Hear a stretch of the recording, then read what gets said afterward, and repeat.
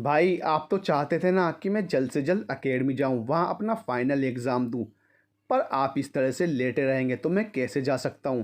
आप चाहते हैं ना कि मैं फाइटर पायलट बनूं, तो सबसे पहले आपको उठकर मुझे आशीर्वाद देना होगा। आज शाम की फ़्लाइट थी ना मेरी। पर अगर आपको होश नहीं आया तो मैं नहीं जाऊंगा। अब अगले साल देखूंगा क्या हो सकता है। उसी वक्त दरवाजे से गरिमा दौड़ते हुए, भाई भाई आपकी छुटकी बहुत अकेली हो गई है। कोई नहीं है जो उसे अपना कहे। बहुत अधूरा महसूस कर रही हूँ मैं। आप इस छुटकी की आंखों में आंसू पसंद नहीं करते थे ना, फिर आज इतना कैसे रुला रहे हैं। उठिए ना भाई उठिए। आनंद शायद हम सब की बातें सुन रहा है, उन्हें समझने की कोशिश भी कर रहा है। सबका प्यार भी शायद उसे दिखाई दे रहा है, पर वह कोई जवाब नहीं दे सकता। मुंह में जुबान तो है उसके, पर चला नहीं पा रहा। अब तो कोई भगवान का चमत्कार ही उसे वापस ठीक कर सकता है। राज सतीश से, देख सतीश भाई अब आउट ऑफ डेंजर हैं, तो तुम एक काम करो, तुम एकेडमी के लिए निकल जाओ। भाई को बहुत बुरा लगेगा, उनकी वजह से तेरा एक साल बर्बाद हो जाएगा। तो वह कभी बर्दाश्त तो नहीं कर पाएंगे। शायद तुझे एयरफोर्स के कपड़ों में देखकर उन्हें होश आ जाए। इमोशन से नहीं, दिमाग से काम लो सतीश। आज शाम की फ़्लाइट है तुम्हारी, तुम यहाँ से निकल जाओ। और वैसे भी जैसे ही तुम्हारी ट्रेनिंग पूरी होती है वापस आ जाना। सतीश आनंद भाई के पैर छूता है और उसे कहता है, मैं आपका सपना ज़रूर पूरा करूँगा आनंद भाई, पर वादा करिए जब मैं वर्दी में रहूँगा तो आप मुझे देखेंगे और प्राउड फील करेंगे मुझ पर। उसी वक्त नर्स आती है और किसी एक को ही रुकने के लिए कहती है। आज पहली बार माँ ने कहा, राज तुम अपने न्यूज़ चैनल के लिए जाओ, और सतीश मैं घर नहीं आने वाली, इसलिए तुम अपनी पैकिंग खुद ही कर लो। खाने का सामान दीनू काका दे देंगे, अपने साथ लेकर जाना। और एक बात, ट्रेनिंग के दौरान यहाँ की फिक्र मत करना, सब ठीक हो जाएगा। तेरे आनंद भाई की जान तुम तीनों में बसती है। और रही बात इस वक्त की, और वैसे भी मैं बाहर ठहर रही हूँ, यहाँ गरिमा ठहरेगी आनंद के पास। उसकी बहन है ना। इतना सुनते ही राज और सतीश दोनों फटी हुई आंखों से देख रहे थे सावित्री देवी को, कि आज उन्होंने इतनी बड़ी बात कैसे कह दी। उसके साथ ही साथ गरिमा का नाम लिया अपनी ज़ुबान से, और उसे यहाँ रुकने के लिए भी कहा। वाह वाह, सूरज पश्चिम से तो नहीं हुआ। सतीश चलो चलो माँ, आप भी चलकर बाहर बैठो। अब गरिमा भाई का ख्याल रखेगी। गरिमा खुद अपना नाम माँ के होंठों से सुनकर आश्चर्यचकित थी, पर फिर भी अपना नाम सुनने की खुशी शायद उसे बहुत महंगी लग रही थी। आज पहली बार आनंद के आसपास खुशियाँ झलक रही थी, पर आनंद उसमें खुश होने के लिए असमर्थ था। अगर वह कोमा में नहीं होता तो शायद माँ और गरिमा दोनों को एक साथ गले लगा लेता। कुत्तों, मैंने तो तुम सबको उसे रेल की पटरी पर फेंकने के लिए कहा था। वह हॉस्पिटल कैसे पहुंच गया? पहुंचा तो पहुंचा। आज की सुबह की हर जगह की सुर्खियों में सिर्फ आनंद मलिक ही है। बर्बादी चाहता था मैं उसकी, फेमस नहीं बनाना था मुझे उसे। और ये क्या, उससे हमदर्दी? ये लोग भी कितनी हमदर्दी दिखाते हैं। और ये उसके भाई का न्यूज़ चैनल चिल्ला चिल्ला कर हर चीज़ को ध्यान से देखने की कोशिश कर रहा है। अगर तुम सब की किसी भी गलती की वजह से मैं फंसा ना, तो तुम सब इस ज़िंदगी से ऊपर उठ जाओगे, ध्यान रखना। और रही बात उस गरिमा मलिक की, तो उसे तो मैं नहीं छोड़ूंगा। जो गलती एक बार की दोबारा नहीं करूँगा। आनंद मलिक आप मरे तो नहीं, पर कोमा में चले गए। कोमा मतलब जिंदा लाश, तो ऐसे ही रहना जिंदा लाश की तरह। शाम की फ्लाइट से सतीश ने आखिर जाने का फैसला किया। अपना सामान खुद बांधकर एकेडमी के लिए सतीश निकल पड़ा। गरिमा आनंद का पूरा ख्याल रख रही है, और उसकी माँ गरिमा आनंद की खुशी देख रही थी, और साथ ही साथ भगवान से माफ़ी और दुआएं दोनों मांग रही थी। रक्षा सूत्र मिल के मैनेजर दिनेश के पास मेल आता है। ऐसा कैसे हो सकता है? आनंद सर तो हॉस्पिटल में है, फिर यह मेल शायद उन्होंने शेड्यूल किया होगा। दिनेश तुरंत फटाफट तैयार होकर रक्षा सूत्र मिल पहुंचता है, वहां सारी तैयारियां करता है। और कुछ ही देर में नंदिनी नासिक से लौट चुकी थी, और वे सीधे ऑफिस आ रही थी। ऑफिस पहुंचते ही सारे लोगों ने उसका फूलों के गुलदस्ते और हार से स्वागत किया। चेहरे पर मुस्कान और प्रसन्न चिन्ह लिए नंदिनी दिनेश से पूछती है, मैं यहाँ महज एक अकाउंटेंट हूँ, क्या कोई खास आने वाला था आज जिसे लोगों ने मुझे समझ लिया? शायद आप सबको कुछ गलती हो गई है। मैं यहाँ एक बहुत ही साधारण सी वर्कर हूँ, एम्प्लॉय हूँ। दिनेश, नहीं मैम। अरे वाह दिनेश जी, नंदिनी से डायरेक्ट मैम, इतना रेस्पेक्ट हजम नहीं हो रहा है। आज तक किसी ने इतनी इज्जत दी ही नहीं। भाई बताओ क्या बात है? मैम, मैं आपको आपका केबिन दिखा देता हूँ, जो कि आनंद मलिक सर का है, जो कि इस कंपनी के ओनर हैं, और उनके कहने पर ही मैं ये सब कर रहा हूँ मैम। और मुझे आज सुबह ही एक मेल आया है कि आनंद सर ने आपके लिए आपके कंप्यूटर में एक ईमेल छोड़ा है और साथ ही साथ उसमें एक फ़ाइल भी है जिसका पासवर्ड उन्होंने आपके मोबाइल में दिया है। बाकी आपको खुद ब खुद सब कुछ पता चल जाएगा। अगर आपको चाय या कुछ नाश्ता चाहिए तो बता देना। और हाँ, आनंद सर को फ़ोन मत कीजिएगा, अजीब इंसान है ये आनंद। एक तो पहली शॉकिंग न्यूज़ ये है कि आनंद रक्षा सूत्र का मालिक है। ऊपर से मुझे आनंद का केबिन दे दिया गया है। नंदिनी से डायरेक्ट मैम बुलाया जा रहा है। मेरी इतनी खातिरदारी की जा रही है, आखिर चल क्या रहा है? आनंद को फ़ोन भी नहीं कर सकती। चलो मेल तो चेक कर लेती हूँ। नंदिनी ने मेल खोला और वह उसे पढ़ने लगी। पढ़ते पढ़ते वह चौंक भी रही थी और उसकी आंखें झलक भी रही थी। वह कुछ समझ नहीं पा रही थी कि वह क्या करे। एक फ़ाइल जिसका पासवर्ड आनंद ने उसके मोबाइल में छोड़ा था, उसे तुरंत अपना मोबाइल उठाया। वहाँ सिर्फ लिखा था हम दोनों। क्या हम दोनों? ये पासवर्ड हो सकता है। उसने उसे खोला, हम दोनों पासवर्ड डालकर। फाइल सचमुच खुल गई। उसके बाद उसने जो कुछ पढ़ा और देखा, उससे बस चौंक गई। वह तुरंत ऑफिस से बाहर निकलती है। उसके हाथों में कुछ प्रिंट आउट्स थे, शायद वह उस ईमेल के हों। दिनेश ने बड़े ही आदर के साथ नंदिनी से पूछा, मैम आप कहाँ जा रही हैं? आनंद से मिलने जा रही हूँ। उसकी बेवकूफ़ी भरी हरकतों से परेशान हो गई हूँ मैं। मैम आप नहीं मिल सकती आनंद सर से। आपने कल की न्यूज़ नहीं देखी? नंदिनी, न्यूज़ क्यों? दिनेश, शुक्रवार की रात को आनंद सर पर बहुत बुरे तरीके से हमला हुआ है। वह कोमा में है। क्या? ये तुम क्या कह रहे हो? आनंद कोमा में? और नंदिनी वहाँ से भागते हुए राज को फ़ोन करती है। राज तुम कहाँ हो? मैं तुमसे और गरिमा से अभी के अभी मिलना चाहती हूँ। तुम लोगों ने मुझे आनंद के बारे में कुछ भी बताना ठीक नहीं समझा। मुझे अभी आनंद से मिलना है, पर उससे भी ज़रूरी बात यह है कि मैं तुमसे और गरिमा से अभी कभी मिलना चाहती हूँ। नंदिनी, मैं मेरे ऑफिस में हूँ, भाई सिटी हॉस्पिटल में। और ऐसी क्या बात हो गई जो मुझसे और गरिमा से मिलना है? हाँ, यह बात सही है कि हमने तुम्हें नहीं बताया, पर तुम आउट ऑफ सिटी भी तो थी। और अभी हम हमारे एक दूसरे पारिवारिक मसलों से गुजर रहे हैं, परेशान हैं थोड़ा। मैं भी परेशान हो गई हूँ आनंद की ऊटपटांग हरकतों से। तुम दोनों मुझे जल्दी से जल्दी मिलो। ठीक है, एक काम करो, मैं गरिमा को बुला लेता हूँ। मेरी ऑफिस के सामने ही कैफेटेरिया है, वहाँ मिलते हैं। फिर वहीं से मैं हॉस्पिटल जाने वाला हूँ तो तुम्हें साथ लेता जाऊँगा। ठीक है, मैं इंतज़ार करती हूँ तुम्हारा ऑफिस के बाहर। आधे घंटे में तीनों ही कैफेटेरिया के पास पहुंचे। तीनों अंदर बैठते हैं।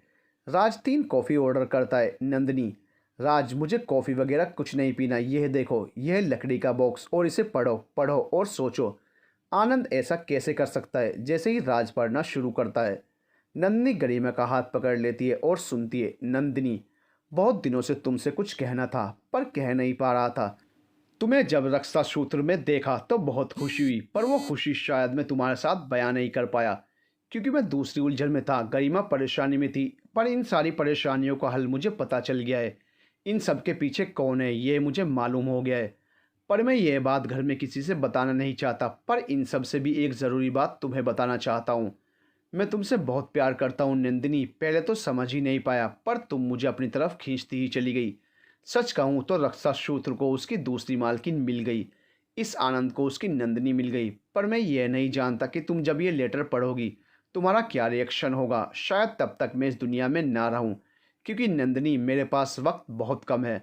अपना प्यार तुम्हें देना चाहता हूँ, पर कैसे वो समझ नहीं पा रहा। लेकिन गरिमा और मैं रक्षा सूत्र के 49% और 51% शेयर के मालिक हैं।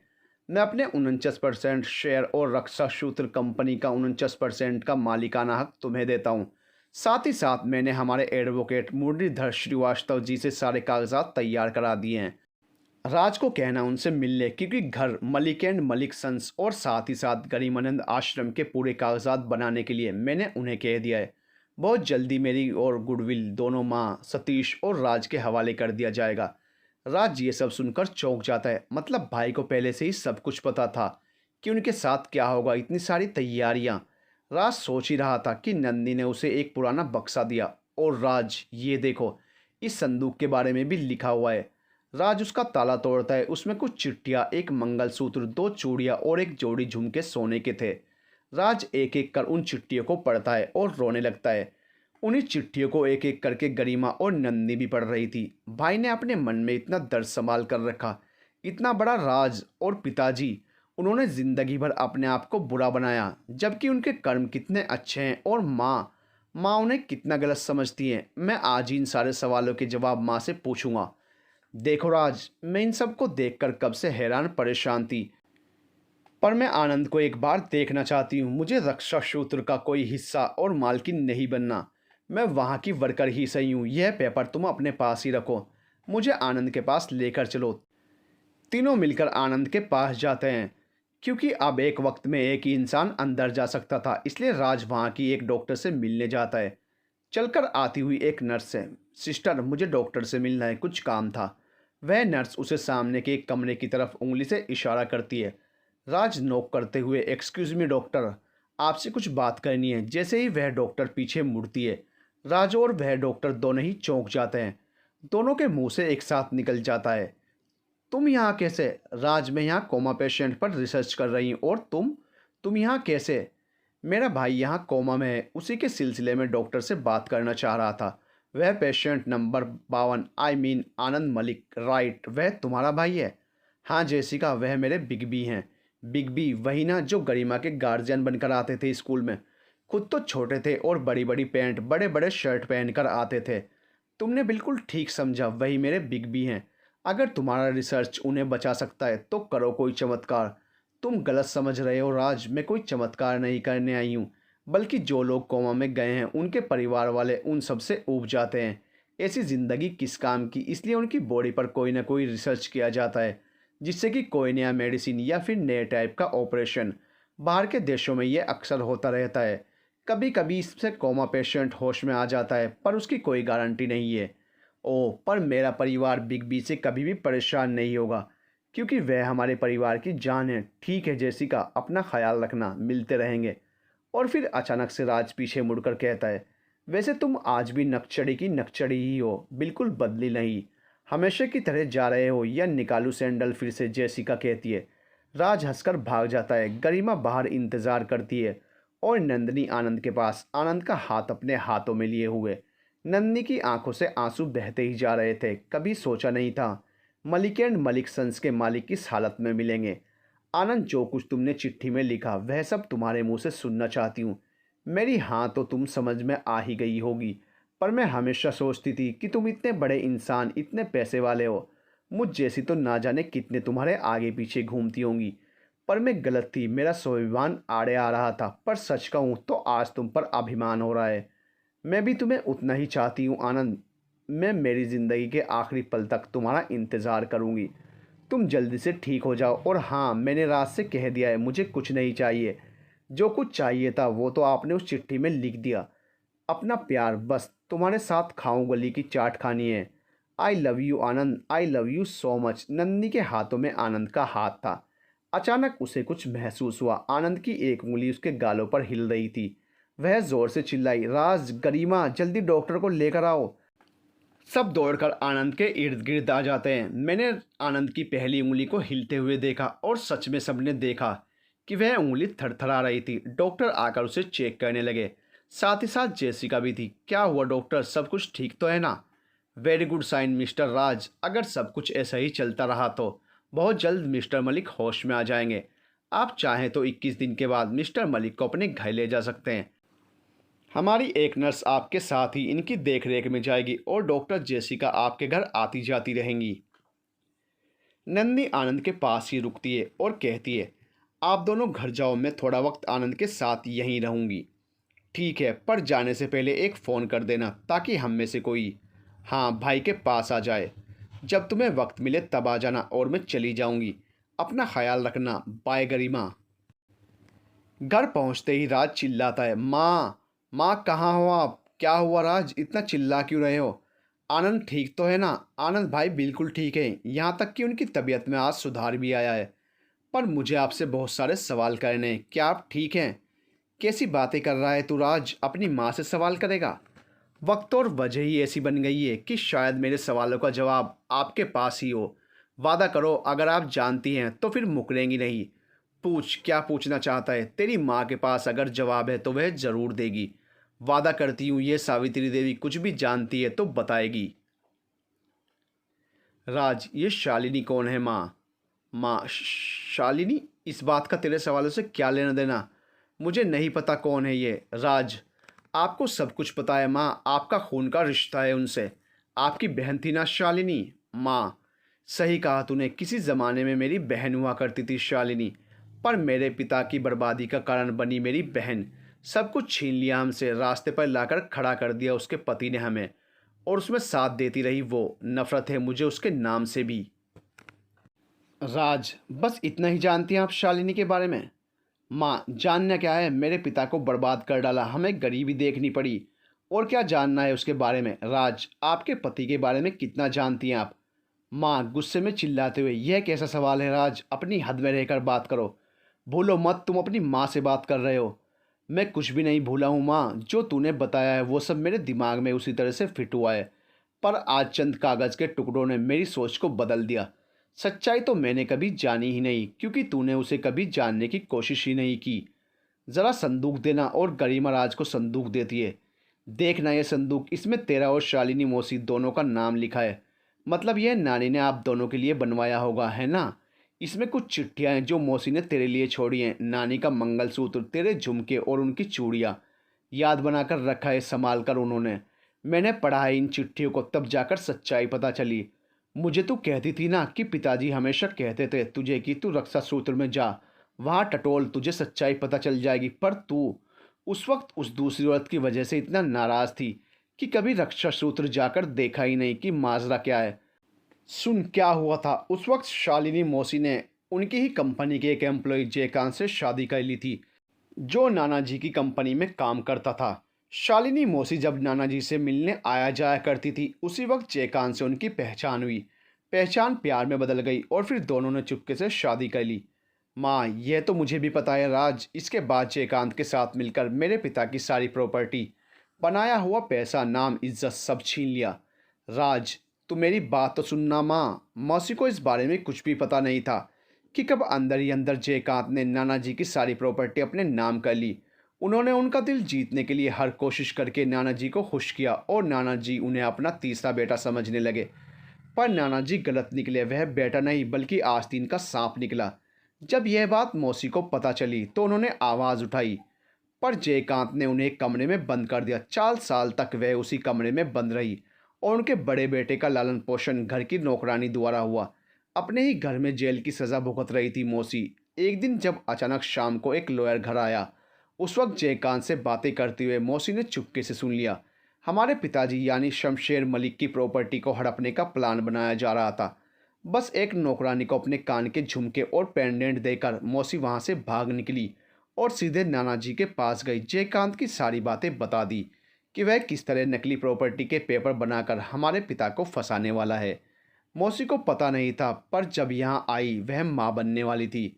अगर जयकांत ने शालिनी मौसी को देखा भी होता तो तुरंत मौत के घाट उतार देता।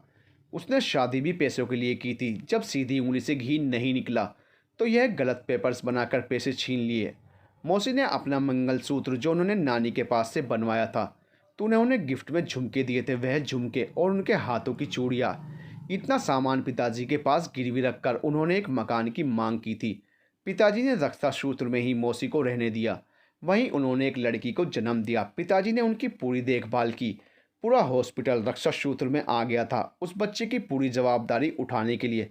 हमारे पिता शमशेर मलिक ने रक्षा सूत्र का आधा हिस्सा शालिनी मौसी के नाम कर दिया था। शालिनी मौसी अब रक्षा सूत्र को संभालती थी। धीरे धीरे उनकी बेटी 8 महीने की हुई। किसी डीलर से डील करने के लिए जब एक दिन मौसी अपनी बेटी को लेकर पिताजी के साथ कॉन्फ्रेंस मीटिंग में जा रही थी, उसी वक्त जयकांत ने उन्हें देख लिया और वो इसी ताक में था, और उन्होंने उनका एक्सीडेंट करवा दिया। मौसी जिंदा थी जब उन्हें हॉस्पिटल पहुंचाया गया था तो, और पिताजी भी। पिताजी ने आनंद भाई को बुलाकर वह लड़की उनको सौंप दी और कहा, यह तेरी मौसी की बेटी है, तेरी मौसी ठीक होते ही इसे ले जाएंगी, और अगर वह नहीं ला पाई तो उसे अपनी बहन समझकर पालना। पिताजी ने तो दम तोड़ दिया था। फिर जयकांत ने हॉस्पिटल में गुंडे भेजकर बड़ी ही सफाई के साथ मौसी का कत्ल करवा दिया और बाहर न्यूज़ फैला दी, शमशेर मलिक अपनी रखेल के साथ कहीं जा रहा था और उसका एक्सीडेंट हो गया। बस तूने भी लोगों की कही बातों सुन ली, और तुझे तो आनंद भाई भी कहते थे कि तू रक्षा सूत्र जाकर वहाँ की छानबीन किया कर, पर तूने कभी नहीं सुनी। अगर तुझे पता चलता तो तू ऐसे कभी नहीं करती माँ। पिताजी ने भाई से कहा था, ज़बरदस्ती का रिश्ता टिकता नहीं, इसे दिल से प्यार देना, हर किसी को मजबूर मत करना कि कोई इसे प्यार करे। इसलिए उन्होंने आपको कभी मजबूर नहीं किया और ना ही कभी सच्चाई बताई। तूने मौसी की छवि खराब की, हमारे पिता की छवि खराब की और उनकी बेटी जिसे पाल पोस कर आनंद भाई ने बड़ा किया। हमारी बहन गरिमा, उसे आज तक तो कुछ ना कुछ कहती ही आ रही है, हमेशा जलील करती रही। अरे भगवान ने तो पहले से ही रिश्ता बनाकर भेजा है हमारे साथ उसका, तो बाहर वाली कैसे हुई? इतना सब सुनकर सावित्री देवी जैसे अपने आप को बहुत ही अपराधी समझने लगी। ना ही उनकी आंखों से आंसू आ रहे थे और ना ही वो कुछ बोल रही थी, पर अचानक से उन्हें दिल का दर्द शुरू हो गया और सब उन्हें लेकर हॉस्पिटल गए। वहां जाकर पता चला कि उन्हें माइनर अटैक आया है, पर अब वह आउट ऑफ डेंजर हैं। नन्ही को जैसे ही पता चलता है कि राज की माँ हॉस्पिटल में है, वह खुद को उनका दोषी मानती है। पर उस समय राज उसे संभालता है, कहता है, यह सब आनंद भाई ने कहा था ना, इसे तुम अपने आप को दोषी मत मानो। तुम आनंद भाई के पास ज़्यादा से ज़्यादा वक्त बिताओ, पता चले कि उन्हें जल्दी से होश आ जाए तुम्हारे आने से। और मैंने प्रोग्रेस देखी है। 2 दिन बाद माँ को डिस्चार्ज मिल जाता है और आनंद को घर ले जाने की परमिशन भी मिल जाती है। कुछ पेपर वर्क है जिन्हें राज पूरा कर रहा है। उसी वक्त जेसिका आ जाती है मिस्टर खड़ूस, जा रहे हो अपने भाई को लेकर? राज, यस नक्सड़ी जेसिका। नक्सड़ी मत बुलाओ मुझे, इज्जत है मेरी यहाँ पर। अच्छा तो तुम मुझे खड़ूस बुला रही हो, मैं यहाँ बेइज्जती करवाने आया हूँ? कल से प्रॉपर हर दिन, नहीं नहीं, दिन में 2 बार घर आकर आनंद भाई की देख रेख करना। वैसे सिस्टर तो करेगी ही, पर तुम अपनी डॉक्टरी भूलना मत। मिस्टर राज, मुझे मेरा काम आप नहीं सिखाएंगे, मुझे पता है मुझे क्या करना है। अरे हाँ जानता हूँ, तुम तो स्कूल टाइम से ही बहुत स्मार्ट रही हो और कॉलेज में तो तुम टॉपर ही थी और तुम बैक बेंचर, हंसते हुए जेसिका ने कहा। दांत दिखाना बंद करो, मैं आजकल एक रेप्यूटेड चैनल का मालिक हूँ। सच्ची खबर है मेरे चैनल का नाम, वहाँ का प्रोड्यूसर एडिटर मैं ही हूँ। क्या कह रहे हो, सच्ची खबर तुम्हारा न्यूज़ चैनल है? I can't believe. तुम्हें दूसरों पर भरोसा ही कब रहता है? हाँ, तुमने मेरा भरोसा जो तोड़ दिया था। देखो जेसिका, वह पुरानी बात थी, तब हम दोनों छोटे थे और 14 साल की उम्र में कोई प्रपोज करता है क्या? मैं करती हूँ क्योंकि मुझे तुम पसंद हो, थे और रहोगे। बहुत तेज़ हो यार, मैं तो 2 दिन से बहाने ढूंढ रहा हूँ तुमसे मिलने का। तुमने तो डायरेक्ट बोल डाला। तुम जाने माने इंडस्ट्रियल लोग, तुम अपने फ्यूचर के बारे में इतना आगे पीछे सोचोगे ही ना। मैं एक सिंपल घराने से आई हुई लड़की, बड़ी मेहनत करके यहाँ तक पहुँची हूँ। तुम्हें दिल से चाहती हूँ तब से, जब मैं 14 साल की थी। रहने दो रहने दो, तुम और सिंपल से घर की, तुम्हारे पिता भी तो जाने माने इंडस्ट्रियल हैं। कुछ भी कहती हो जैसे मैं तुम्हें जानता ही नहीं। तभी राज जेसिका का हाथ पकड़ लेता है। राज, तुम पागल हो गई हो, यह हॉस्पिटल है, लोग क्या सोचेंगे? तुम्हारे मेरे बीच की बातें ठीक थी, पर यूँ दीवानगी करना यहाँ अलाउड नहीं। सब देख रहे हैं। राज धीरे से उसका हाथ छोड़ते हुए, तुम शर्माती भी हो। जब शादी करोगे हमसे तब इन बातों की छूट दूंगी। प्यार तो आंखों से ही ठीक लगता है और मैं भी तुम्हारे बिग बी की तबीयत चेक करने रोज़ तुम्हारे घर आऊँगी, वह भी दिन में 2-2 बार। हुक्म जो दिया है आपने। और शर्माती हुई वहाँ से भागकर चली जाती है। हाय हाय मेरी शर्मिली, क्या बात है। आनंद भाई, आपका इस साल हॉस्पिटल आना मेरी ज़िंदगी बन गई है। अब जल्दी से ठीक हो जाओ, मेरी शादी बना डालो यार। गरिमा, नेहा, सावित्री देवी और नंदिनी और व्हीलचेयर पर आनंद बेसुध राज की इन हरकतों को देख रहे थे और हंस भी रहे थे। सावित्री देवी आगे चलकर आई और राज की बलाइयाँ लेते हुए बोली, तेरी शादी का टेंशन था मुझे, आज वह भी ख़त्म हो गया। अच्छी बहू चुनी है तूने भी मेरे लिए, वह भी डॉक्टर। और सब हंसने लगे। आज लगभग महीनों बाद आनंद अपने घर जा रहा था। उसके कमरे में पूरी सेटिंग कर दी गई थी। एक नर्स दिव्या उन्हीं के साथ उन्हीं के घर में आनंद के पास रहने वाली थी और नंदिनी भी रोज़ आनंद को सैर कराना, सुबह की रोशनी की धूप देना, उसे नहलाना, लिक्विड उसके शरीर में पहुंचाना, यह सब काम नंदिनी दिव्या के साथ करती थी, मानो आनंद उसका प्यार नहीं पति हो। 6 महीने बाद कॉलेज में गरिमा और सत्या क्लास को अटेंड करके घर वापस आ रही थी। उसी वक्त कुछ गुंडे वहां गए गरिमा को ले जाने के लिए, पर गरिमा अब हमेशा तैयार रहती थी। उसने भी फाइटिंग करना शुरू कर दिया। आनंद ने उसे बहुत अच्छी तरह से ट्रेन किया था कि वह किसी भी सिचुएशन को हैंडल कर सके। पर धीरे धीरे गुंडों की संख्या बढ़ने लगी और गरिमा कमज़ोर होने लगी। तो सत्या ने बगल में पड़ी हुई एक लाठी उठाकर मारना शुरू किया। उसी वक्त गौरव भी वहां आ गया। उसने गरिमा की मदद करनी चाहिए। दोनों ने गुंडों की अच्छी पिटाई की और फिर पूछा भी कि वह किसके आदमी हैं। सत्या ने पुलिस को बुला लिया था। उन आदमियों ने एक नाम लिया, नागर सेठ, क्योंकि गौरव ने संजय के बारे में सब कुछ साफ साफ पता करके कॉलेज से पहले ही निकलवा दिया था, उसकी उसमें कोई गलती ना होने की वजह से। मजबूरी में फ्रॉड करने की वजह से उसने उसे कोई सज़ा नहीं दिलवाई। अपने परिवार की मजबूरी से उस इंसान का नाम नहीं लिया जिसने उसे भेजा था। पर आज गरिमा के अटैक के बाद एक नाम सामने आया है, नागर सेठ। कौन है ये? गौरव सोच में पड़ा। थैंक यू गौरव, तुम हमेशा मेरे लिए खड़े रहते हो। मेरी मुश्किलों में भी और खुशियों में भी 2 सालों से देख रही हूँ। तुम्हारी नज़र हमेशा मुझ पर टिकी रहती है। तुम मुझे 2 साल से देख रही हो। तुम्हारी नज़र मुझ पर क्यों टिकी रहती है, यह भी तो बताओ। ठीक है, जब तुम मुझे देखते हो तुम्हारा मुझे देखना पसंद आता है इसलिए। और हल्की सी स्माइल करते हुए गरिमा वहाँ से चली जाती है। यहाँ गौरव सोच में पड़ा है कि गरिमा ने जो कुछ कहा क्या वह सपना था या सच। नंदनी आनंद से बातें कर रही थी। जानते हो आनंद, मेरी माँ बचपन में ही गुजर गई और मेरे पिता आज से 7 साल पहले उन्होंने एक मकान लिया था जिसका कर्जा मैं आज तक भर रही हूँ। 20 लाख का कर्ज है। मेरी एक छोटी बहन है। मैं उसे नासिक के एक हॉस्टल में रखती हूँ क्योंकि वहाँ अक्सर गुंडे आकर परेशान करते हैं। अच्छा सुनो ना आनंद, हम सब कहीं घूमने जाएं कल। मैं घर में सभी से बात करती हूँ इस बारे में। अगले दिन नंदनी घर में सभी को कहती है, क्यों ना हम लोग कहीं पर एक दिन की पिकनिक के लिए चलें। आनंद को लेकर कैसा रहेगा? नंदनी की बात सभी को पसंद आ गई। सब ने हाँ कर दी। दीनू काका ने कहा, मैं खाने की तैयारियों में लग जाता हूँ, मैं भी आऊँगा। सावित्री देवी मुस्कुराते हुए बोली, हाँ हाँ, आप, दिव्या जी और हमारे घर के सारे सदस्य और होने वाली तीनों बहुएं भी ज़रूर आएंगी क्योंकि आज शाम तुम सबके लिए एक सरप्राइज़ है। दिव्या जी, शाम 6 बजे आप आनंद को नीचे लेकर आ जाइएगा। शाम 6 बजे मलिक मैंशन के सामने एक लाल बत्ती की गाड़ी आकर रुकती है। सब लोग गेट के बाहर इंतज़ार कर रहे होते हैं। उस गाड़ी से निकलता है हमारा सतीश। एकदम हीरो की तरह एंट्री होती है उसकी। माँ ने हाथों में आरती की थाल सजाई है। नंदी ने आनंद को संभाला है। राज और गरिमा एक तरफ हैं, एकदम स्टाइल से चलते हुए, बैग को अपने पीछे से उतारते हुए। सतीश सबसे पहले अपने भाई के पैरों को छूता है। आज सतीश को देखकर एक्सीडेंट के बाद पहली बार आनंद के चेहरे पर आंसू की कुछ बूंदें गिरी, जिसे सब देखकर खुश हो गए। आनंद आंखों से रिएक्ट कर रहा है। भाई कैसा लग रहा हूँ मैं? आपका सत्तू सतीश फाइटर पायलट बन गया है, वह भी सबसे अव्वल और सबसे बेहतरीन पायलट। समझ गया, आपकी आंखों के आंसू देखकर आप बहुत खुश हैं। अब उठकर मुझे गले लगा लीजिए भाई।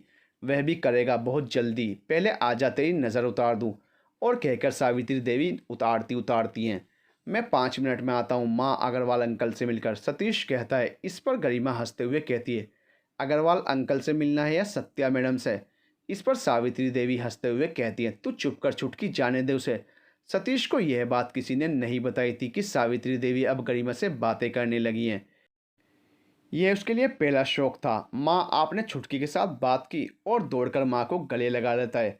लव यू माँ, थैंक यू सो मच। चल छुटकी, तू मेरे साथ चलेगी। आज ऐसे ही दोनों गाड़ी में बैठकर अग्रवाल अंकल के घर के सामने गाड़ी रोकते हैं। लॉन में बैठे हुए अग्रवाल अंकल सतीश को उतरते हुए देखते हैं और खड़े हो जाते हैं। पर दरवाजे के पीछे से सत्या दौड़ कर आती है और दौड़ते हुए जाकर सतीश के गले लग जाती है और रोने भी लगती है। सत्या, तुम्हारा सतीश पायलट बन गया है, तुम्हें अच्छा नहीं लगा? रो क्यों रही है पगली? सत्या शर्मा कर सतीश से अलग होती है और फिर उसे पूरे कपड़ों में देखती है और फिर खुशी से गले लगा लेती है। देखने दो सतीश, मुझे कोई फ़र्क नहीं पड़ता पापा देख रही हो या कि माँ देख रही हो या दुनिया। तुम मेरे हो, मेरा प्यार, मेरे होने वाले पति। ओहो, होने वाली धर्मपत्नी जी, थोड़ा सब्र करो, अंकल आंटी से मिलकर आता हूँ। सतीश सबसे मिलता है, बातचीत बढ़ती है। इतने में गरिमा कहती है, हम सब कल पिकनिक के लिए जा रहे हैं। अब तो भाई भी आ चुके हैं। सत्या, तुम्हें भी आना है।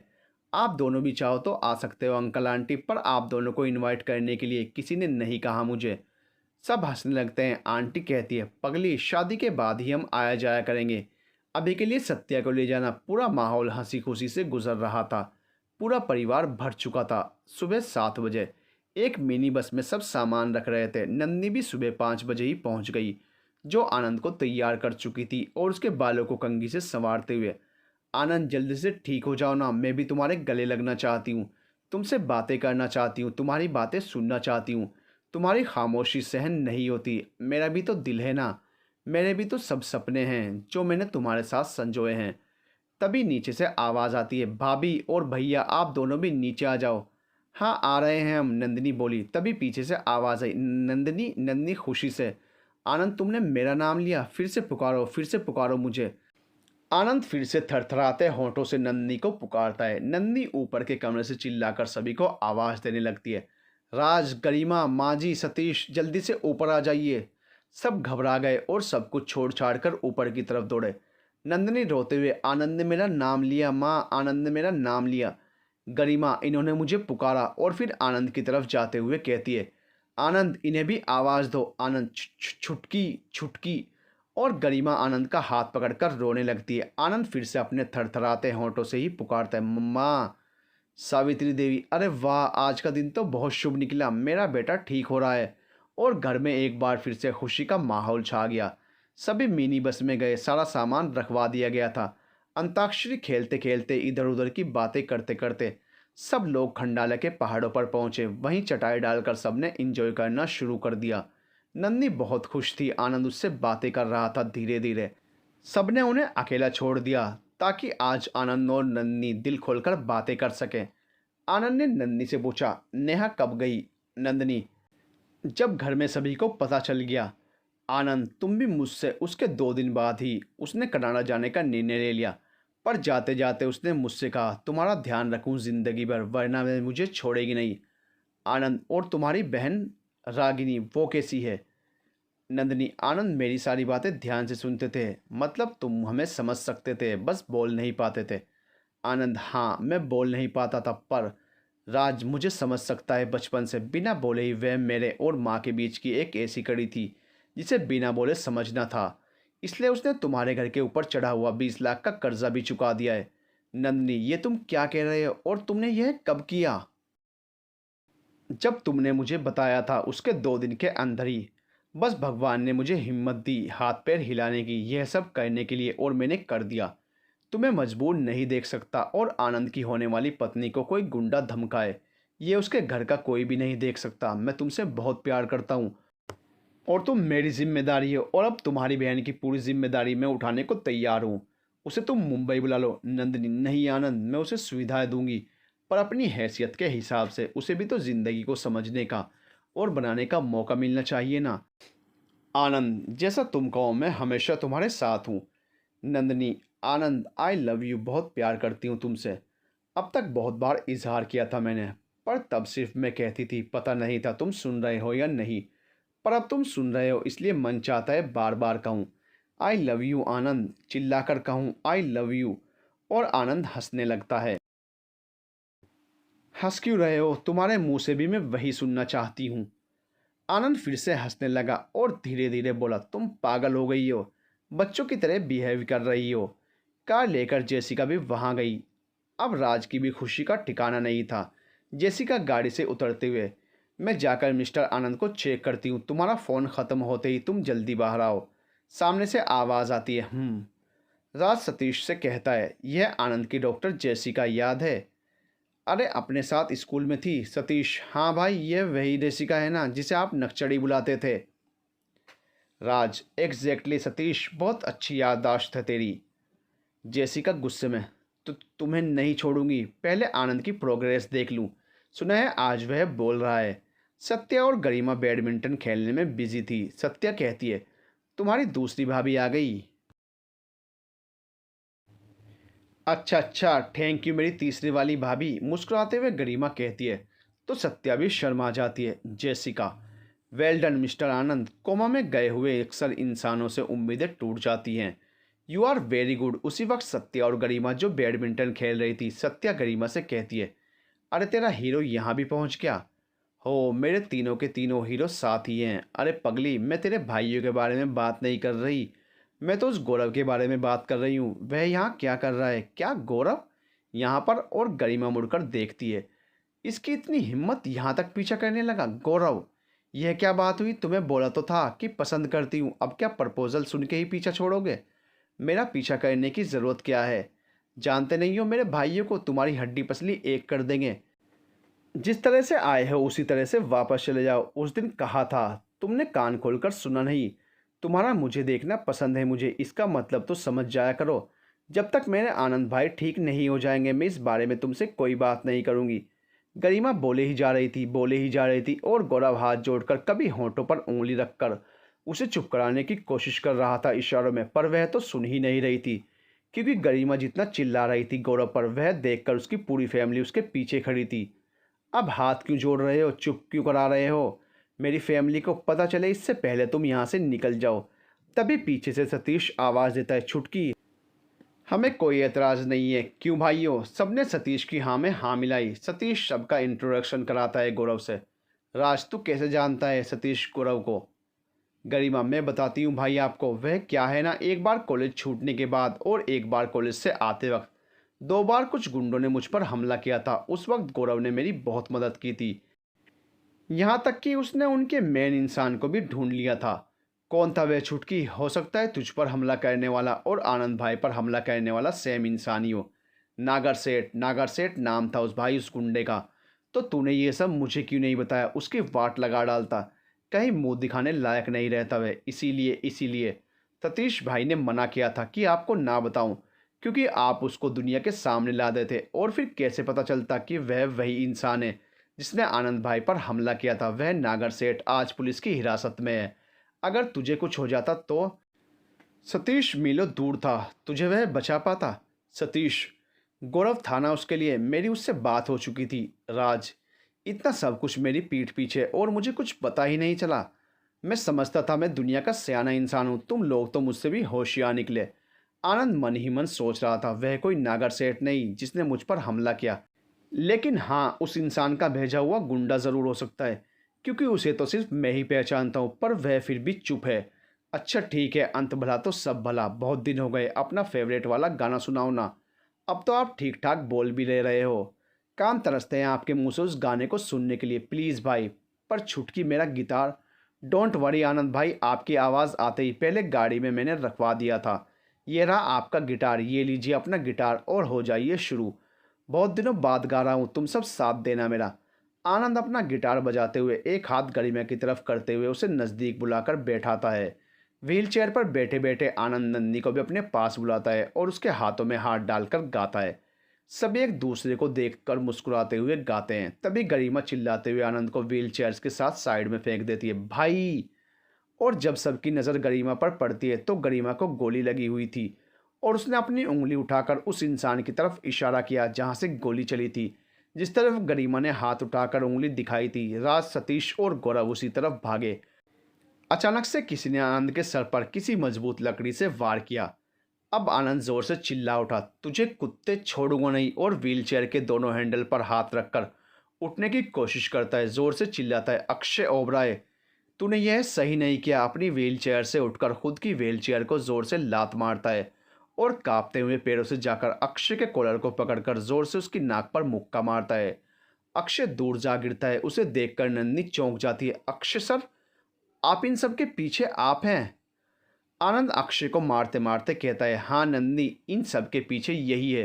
पहली बार भी इसने ट्रक ड्राइवर को भेजकर मुझे मारने की कोशिश की थी, पर तुमने मुझे बचा लिया।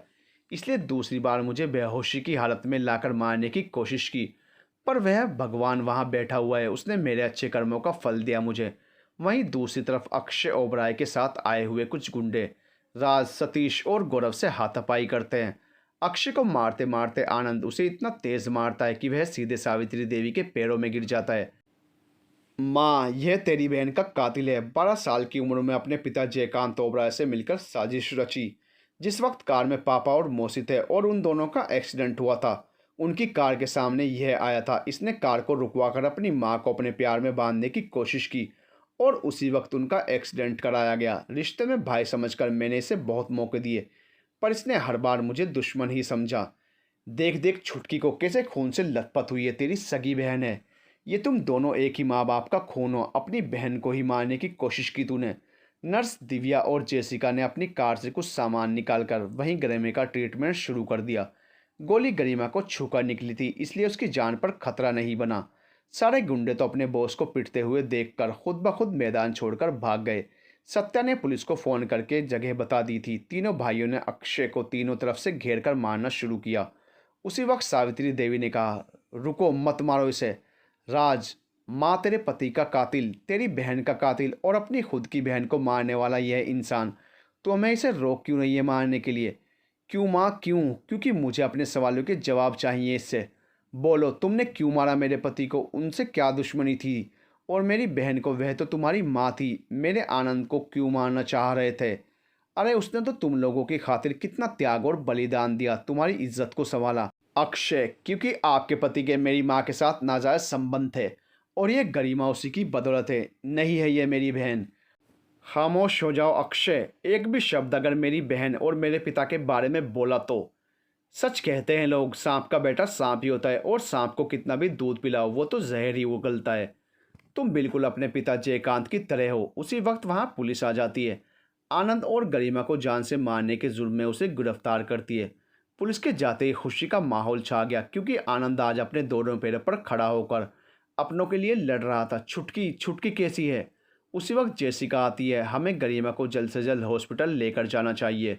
वह खतरे से तो बाहर है, पर उसका बहुत खून बह चुका है। उसे खून की ज़रूरत होगी। पूरा परिवार इस सुनहरी शाम में खुशी खुशी पर मन में थोड़ी सी गरिमा के लिए कसक लेकर हॉस्पिटल की तरफ जाता है। गरिमा को एडमिट किया जाता है। 2 दिन में ही गरिमा पूरी तरह से ठीक हो जाती है। 15 दिन बाद मलिक मैंशन में खुशहाली और प्यार का वातावरण है। बहुत जोर शोर से तैयारी चल रही है, क्योंकि इस घर में शादी है।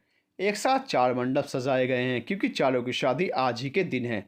शाम 7 बजे चारों दूल्हे आनंद, राज, सतीश और गौरव अपने अपने मंडप में जाकर बैठते हैं। मंत्रोच्चारण शुरू होता है। चारों पंडित कन्या को बुलाने का आवेदन करते हैं।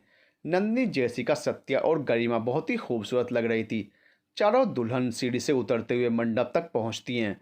माँ सावित्री देवी ने सभी की बधाइयाँ ली और एक एक करके अपनी बहुओं को अपने बेटों के पास बैठाया और अपनी बेटी को अपने जमाई के पास। चारों की शादी मुंबई शहर की बेस्ट शादियों में से एक थी। बड़े बड़े बिजनेसमैन, व्यापारी, गिने चुने फिल्मी स्टार्स ने यह शादी को अटेंड किया था। हर जगह चहल पहल और खुशियाँ ही खुशियाँ झलक रही थी। आज सावित्री देवी की आंखें भर आई। वह अपने भाई से कह रही थी, भाई 20 साल से मेरा परिवार बिखरा हुआ था। भगवान ने पहले पति छीना और फिर आंखों के सामने बच्चे रहते हुए भी मेरे अपने ना रहे, दूर हो गए मुझसे। मेरी गलतियों की वजह से, मेरे शक की वजह से। कहते हैं ना, जो लेता है तो छप्पर फाड़ कर देता है।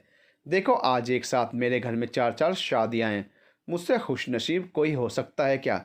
जयकांत ने हमें सड़कों पर लाकर छोड़ दिया था ना भाई।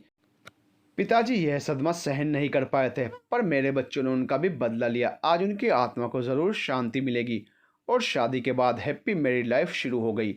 आनंद और नंदिनी की, राज और जेसिका की, सतीश और सत्या की, और हाँ, हमारी छुटकी गरिमा और गौरव की। सारे गम, सारे आंसू खुशियाँ और प्यार में बदल गए। पर नहीं बदला भाई बहन का प्यार। आनंद और गरिमा का प्यार मिसाल बन गया सभी लोगों के लिए। 1 साल 3 महीने बाद आनंद और गरिमा का सपना गरिमानंद पूरी तरह से बनकर तैयार हो चुका है। आज उसका उद्घाटन है।